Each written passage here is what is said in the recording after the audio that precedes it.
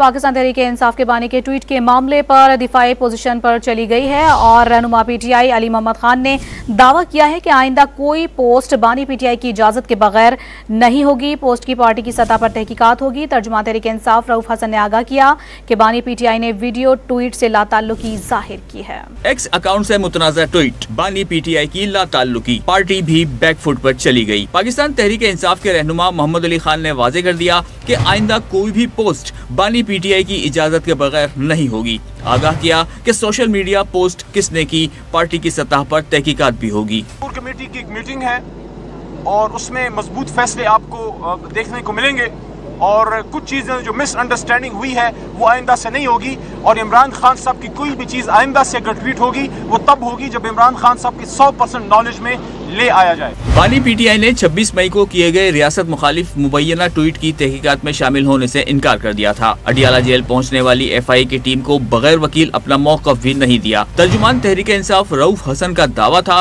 कि बानी पीटीआई ने वीडियो ट्वीट से लाताल्लुकी जाहिर कर दी, इन्हें वीडियो का इल्म नहीं।